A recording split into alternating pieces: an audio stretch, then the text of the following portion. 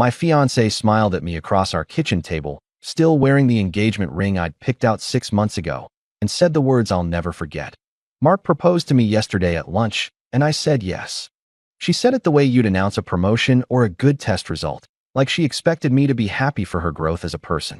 I just stood there holding my overnight bag, still in my uniform, trying to figure out if I'd misunderstood something fundamental about how relationships work or if I'd just spent 3 years with someone who thought monogamy was negotiable.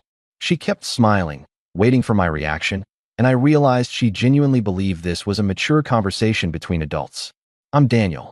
I'm 33. I fly regional routes out of Charlotte, and up until that moment, I thought the most stressful part of my job was landing in crosswinds. I just finished a brutal 3-day rotation, the kind where you're awake at 4 in the morning in a hotel room in Tulsa wondering if the coffee maker is worth the effort, and all I wanted was to order something greasy and fall asleep on our couch. I always called Emily after landing, every single time, and she always picked up on the first ring, which is why I didn't think twice about the fact that she'd asked me what time I'd be home. She was waiting for me when I walked in, and she had that look people get when they've rehearsed something. That weird combination of nervous and determined that means you're about to hear something you don't want to hear.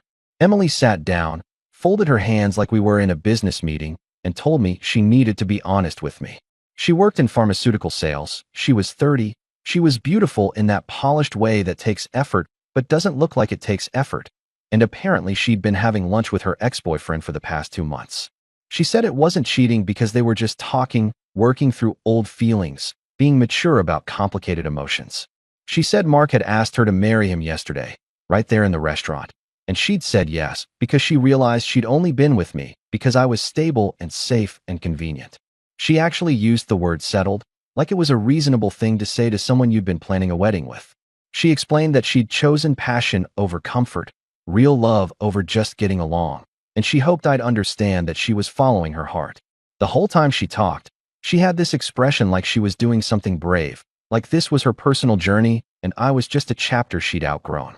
I asked her if she was seriously telling me this while wearing my ring. She looked down at her hand like she'd forgotten it was there, pulled it off, set it on the table between us, and said she wanted to do this the right way, with honesty and respect. The thing that broke me wasn't the words, it was how calm she was about it, like she'd made a difficult decision and expected credit for handling it maturely. She sat there with her hands folded, looking at me with what I can only describe as gentle pity, like I was a puppy who'd just been told we weren't going to the park. I told her to leave. She looked offended, actually offended, like I was being unreasonable by not wanting to discuss this further. She stood up, grabbed her purse, walked to the door, then turned back and said something about hoping I'd eventually be happy for her, like I was supposed to work through my feelings and arrive at gratitude. She texted me 20 minutes later saying she knew this was hard, but she really hoped I could appreciate that she'd been honest instead of going behind my back. I stared at that message for probably 10 minutes. Trying to understand the kind of person who thinks they deserve praise for blowing up someone's life efficiently.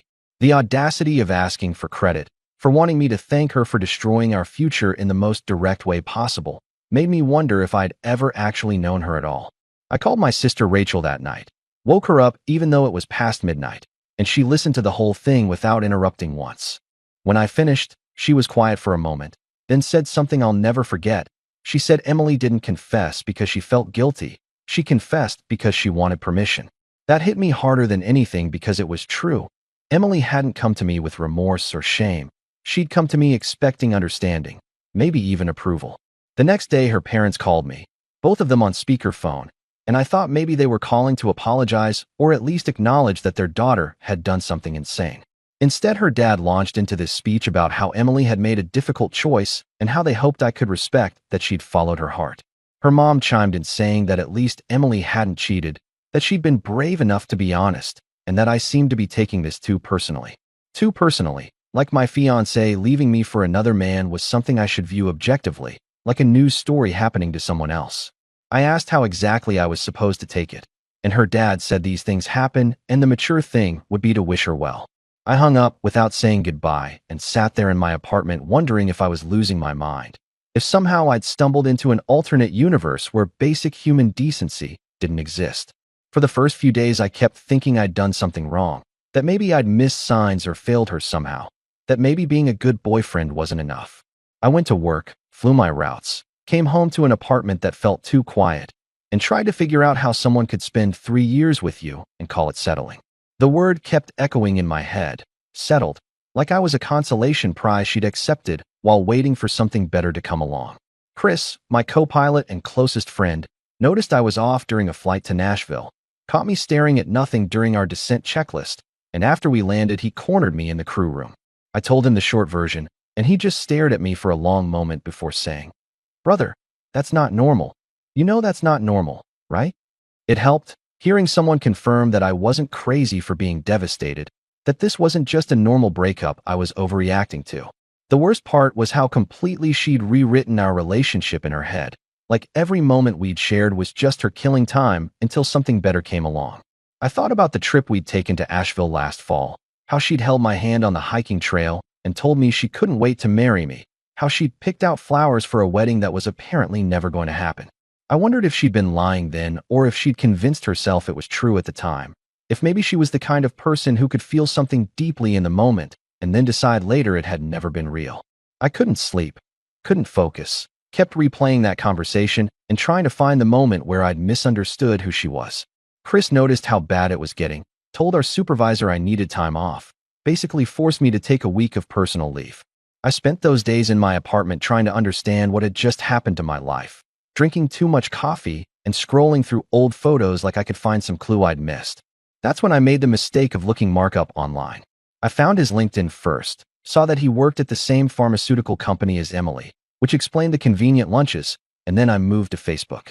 Every single post featured his mother, and I mean every single one, birthdays and holidays and random weekdays. Just him and his mom doing normal things that somehow felt deeply abnormal when you saw them all together.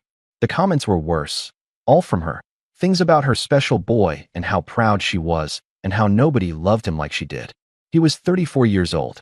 I kept scrolling, looking for literally anything that wasn't about his mother, any evidence of an independent life, and I found a post from 2 weeks ago about his engagement. It didn't mention Emily by name, didn't have a photo of them together, just said he was starting a new chapter with a picture of him standing alone in front of a restaurant. I sat there staring at my phone, and that's when it really hit me. I hadn't just lost my fiancée to another man. I'd lost her to someone who apparently couldn't make a single decision without his mother's approval. I thought about calling Emily and asking if she knew what she was getting into, if she'd noticed the red flags that were visible from space. But then I remembered she'd called our 3 years together settling, and I figured she'd made her choice. She'd chosen passion over stability, excitement over safety, and apparently a man whose Facebook profile looked like a shrine to maternal devotion. I didn't know it yet, but I was about to find out just how catastrophic that choice really was. I spent the next few days in a fog, the kind where you go through the motions, but nothing feels real. I'd wake up at my normal time, make coffee, then realize I had nowhere to be because Chris had basically put me on mandatory rest. Sleep was impossible. Every time I closed my eyes, I saw Emily sitting at that table, calmly explaining how she'd settled for me, and I'd jolt awake with my heart racing like I was in an emergency descent. My apartment felt different now, like every corner had a memory I didn't want anymore. The couch where we'd watched movies, the kitchen where she'd told me she was choosing someone else. Even the bedroom felt contaminated somehow. I'm trained not to panic when an engine fails, trained to run through checklists when everything's going wrong.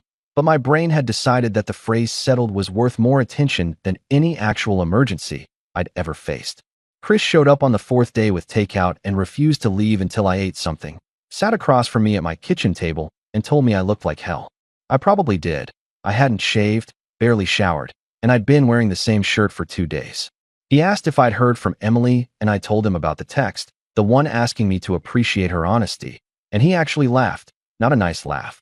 The kind of laugh that means someone's done something so ridiculous you can't even process it properly. He said I needed to stop torturing myself and start figuring out who I'd actually been engaged to, because the Emily I described didn't match the woman who'd just blown up my life with a smile. That night, I went deeper into Mark's social media, and the more I looked, the worse it got. He lived exactly half a mile from his mother. I found that out from a post where he'd tagged his location as her house and mentioned popping over for dinner, which seemed to happen about 4 times a week. His emergency contact on his company profile was listed as his mother, not a spouse or sibling, his mother. There were photos of them at restaurants, at movies, at the grocery store, doing every single thing together like they were a couple instead of a parent and adult child. I found posts from his friends making jokes about it, gentle teasing about how he should update his relationship status to complicated with a photo of his mom, and he'd respond with laughing emojis like it was all just good fun. Then I found something that made me sit up straight. There were no posts about Emily, none, no announcement that he was engaged, no photos of them together, nothing that indicated he was in a relationship at all. The engagement post I'd seen earlier was just him alone, talking vaguely about new chapters, and when I checked the comments, his mother had written that she was so proud of her boy for making mature decisions. Not congratulations, not welcome to the family, just pride that he'd made a decision she apparently approved of. I screenshot everything. I don't know why. Maybe I thought I'd need proof later that I wasn't making this up. The next morning I called Ethan, a friend from college who'd known Emily back then, someone I hadn't talked to in probably 2 years but who'd been around during her first relationship with Mark. I asked him what he remembered about them, and there was this long pause on the phone, the kind of pause that means you're about to hear something you won't like. He asked why I wanted to know, and I told him Emily had left me to go back to Mark, and he said one word, "No," like I just told him she was walking into traffic. Then he told me the story. Emily and Mark had dated 7 years ago, back when we were all in our 20s and still figuring out who we were. They'd been together for about 8 months, apparently serious, talking about moving in together, and then one day Mark just ended it. No warning, no discussion, just stopped answering her calls and blocked her number. Ethan said Emily had been devastated, spent weeks trying to understand what had happened, kept asking mutual friends what she'd done wrong. When someone finally got through to Mark, he said his mother didn't think they were compatible and he needed to respect her judgment. His mother didn't think they were compatible. Emily had been ghosted because a 30-year-old man's mommy said no. Ethan said he'd always wondered if Emily had really moved on or if she'd just been waiting for another chance, and now he guessed he had his answer. I hung up and sat there trying to process what I just learned. Emily had left me for a man who'd dumped her because his mother told him to. A man who'd broken her heart so badly that her friends still remembered it 7 years later, and she thought this was choosing passion over settling. I felt sick, not just hurt anymore, but genuinely nauseous, because this meant she knew exactly who Mark was and had chosen him anyway. That afternoon, I did something I'm not proud of. I drove past his mother's house. I didn't stop, didn't get out, just drove by slowly like I was looking for an address. It was a normal house in a normal neighborhood, nothing special, but there were 2 cars in the driveway, and one of them was the same model I'd seen in Mark's photos. At 2 in the afternoon on a weekday, he was at his mother's house. I kept driving, went home, and opened my laptop to look deeper.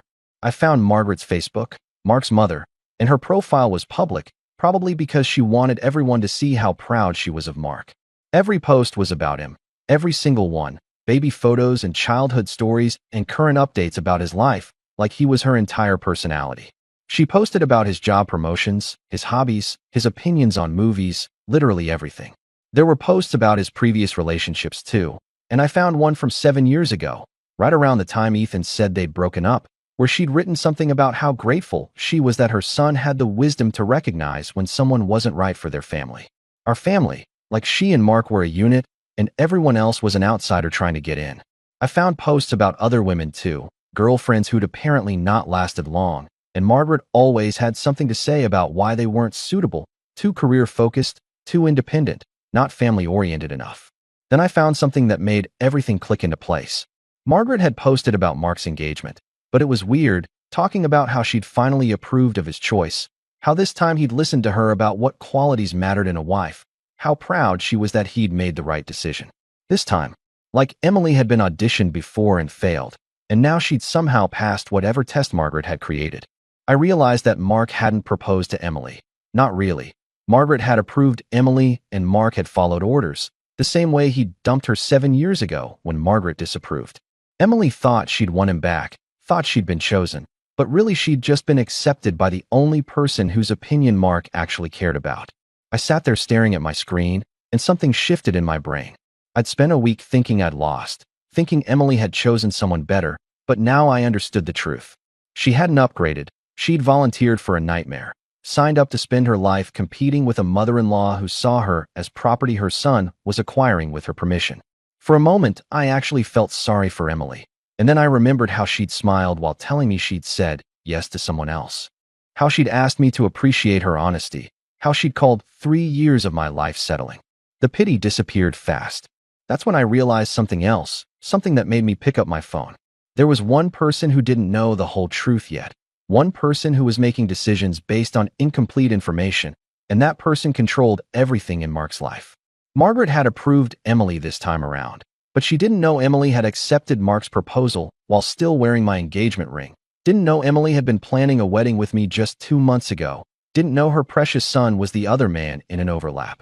I opened a new message and started typing. Kept it simple, no emotions, just facts. I didn't ask for anything, didn't demand anything, just laid out exactly what had happened and when.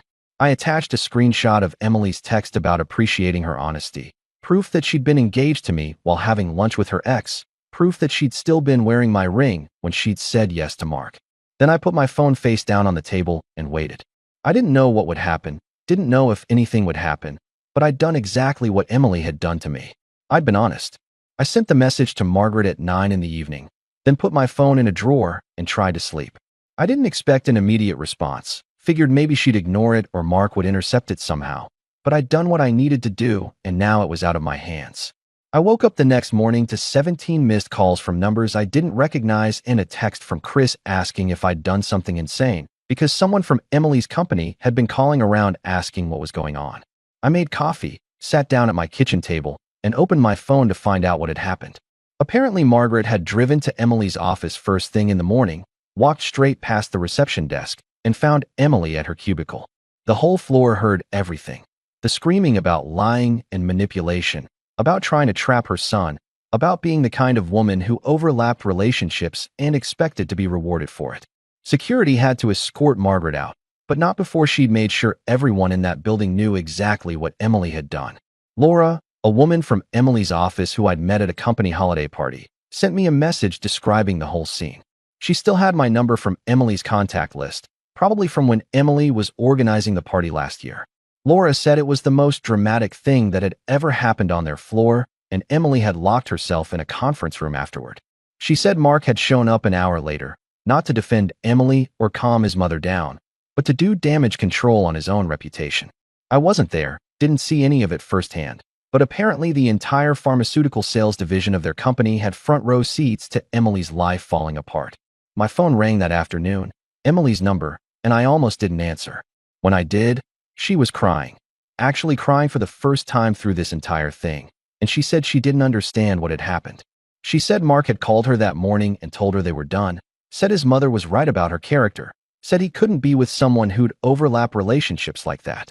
She kept saying it wasn't fair, that she'd been honest, that she'd done everything right. I asked her if Mark had used those exact words. My mother was right, and she went quiet.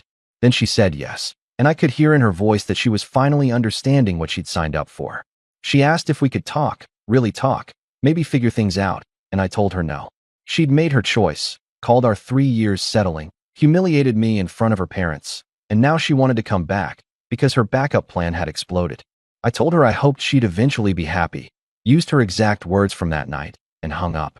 She tried calling back 6 times, sent messages saying she'd made a mistake, that she'd been confused, that what we had was real and she'd thrown it away for nothing. After the 6th call, I blocked her number and went back to work. Chris bought me a drink after our next flight together, told me I looked better than I had in weeks, and asked what had changed. I told him I'd realized something important, that I hadn't lost Emily to someone better, I'd just avoided being chosen for a disaster. The story got around somehow, I think through Emily's coworkers, and over the next few weeks I heard updates I didn't ask for. Mark was already seeing someone new, a woman his mother had apparently introduced him to, someone more appropriate according to Margaret's standards.